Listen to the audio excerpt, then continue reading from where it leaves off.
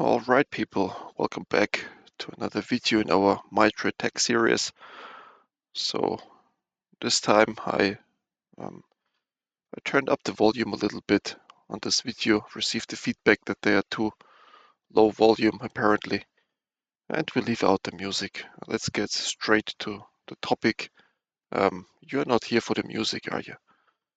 So here we have another remote service, and this is called Virtual Network Computing, VNC. And it's another one of those that we tend to forget them, but yeah, they need to be monitored as well. It's one of those remote services that cyber criminals want to use. They use any tool that they have to compromise a system. So let's take a look what this is here. So we are still in lateral movement. The platforms are all common operating systems. Nobody wants to take credit for that, but that's okay. And now let's read what is going on here. So adversaries may use valid accounts. So again, they need a valid account for that to remotely control machines using virtual network computing, VNC. VNC is a platform-independent desktop sharing system. So let's copy that. That's important to know. It's platform-independent and desktop sharing. That's what it is. So service desks might want to use something like this.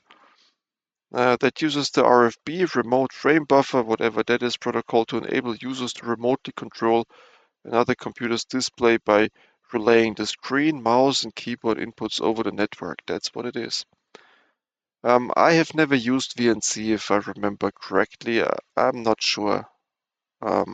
But for us cyber defenders, it's just important to know that that tool exists, and you might wanna secure that. So then there's a difference to remote desktop protocol.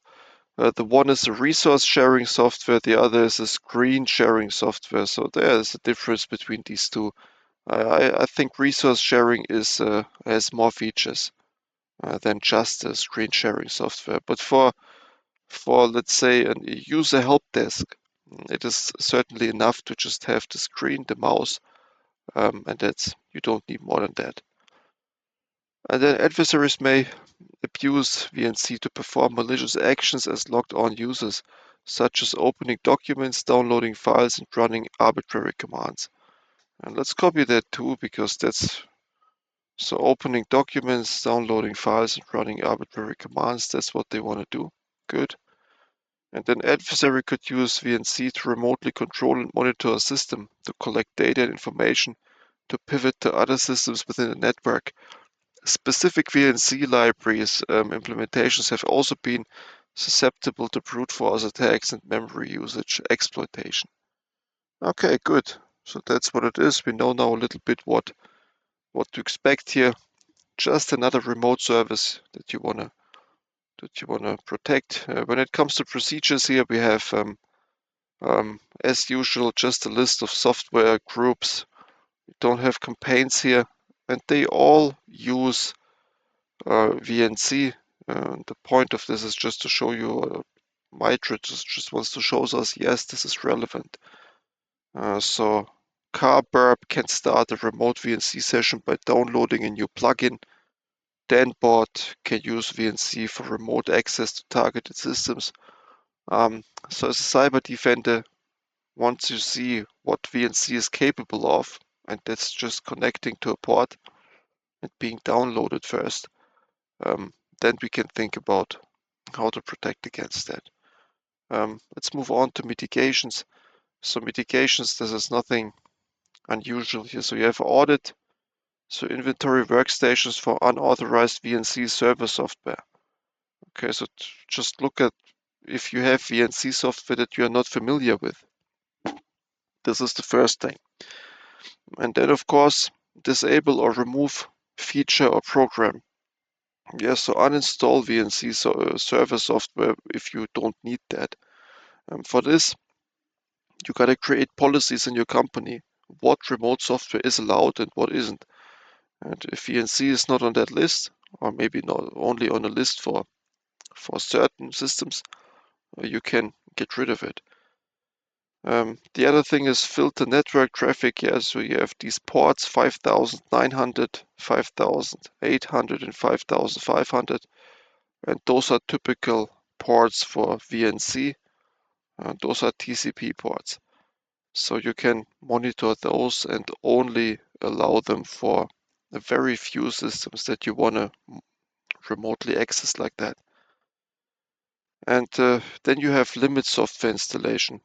So restrict software installation to user groups that require it. Those will be the administrators of your company.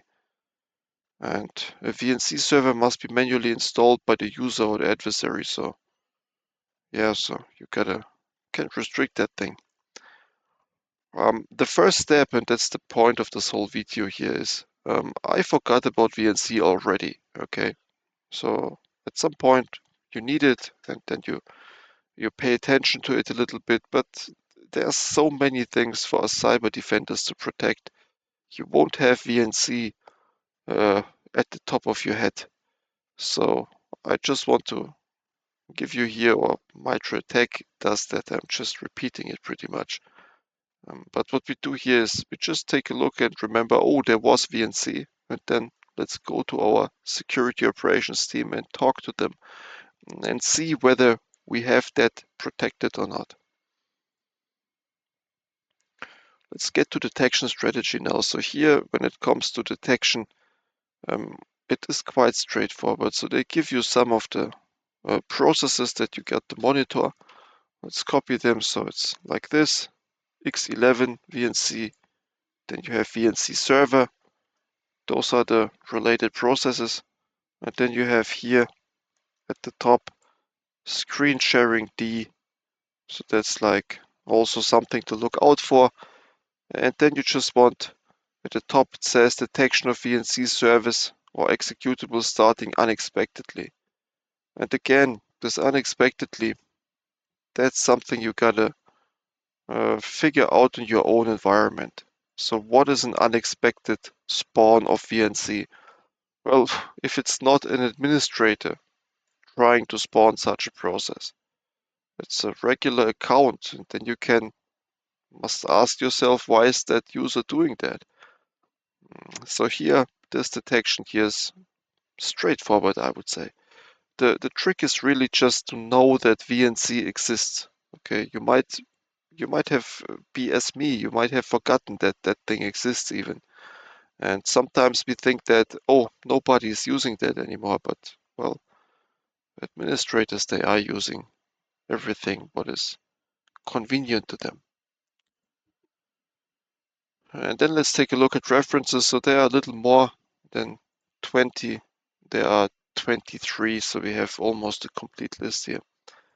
But let's see who is working on that. So Richardson, the remote frame buffer protocol 2021. Okay. You have Apple support, T1021.005, 0. Let's see, offensive security, VNC authentication, retrieved October 2021. Okay, so offensive security is quite interesting. CISA is talking about Iran-based threat actor exploits, VNC, VPN vulnerability. So I'm not sure if VPN, I hope they didn't confuse VPN with VNC, you know. I don't know. Then you have Symantec, some Ukraine stuff. Then you have the Microsoft Threat Intelligence Center. Actinium targets, again, Ukraine. So I try to avoid these political topics. So whenever it is about Iran, Ukraine, Russia, you know it's more political than cyber, so you just get out of it. We can spend our time better than that. APT-style bank robberies increase with metal, GC-men, and Carbonac attacks. Okay. Yeah, so these are the sources. Nothing really catched my eye, to be honest here. So I'm not going to dig into any of these sources. Let me know if something catched your eye. We will go into that then. But yeah, so far so good, people. So I think there is nothing more to cover than that. Virtual network computing. The trick is really to know that it exists. That's the thing that you gotta know. And after you know it, you just use the stuff in the detection category here and use it to your advantage from a security standpoint, and monitor it, detect it, implement some playbooks, some run books, how to react if you detect that kind of stuff. So the trick will be to shut down the network segments, to shut down the user accounts that are using it without permission. And that's about it. Straightforward technique, I would say. The difficulty is we have a lot of techniques like that, and the trick is really to deal with the masses of it. Each and every technique might not be that complicated, but you just have to deal with so much. So that's the trick. But the first step is to be aware of that. And this is what we do with this contribution here, with this video. This is what Mitre-Attack does. I hope it is helpful for you. So with that being said, thank you for watching, people. Thank you for spending time on cybersecurity, this time well spent, and see you in the next video. Goodbye.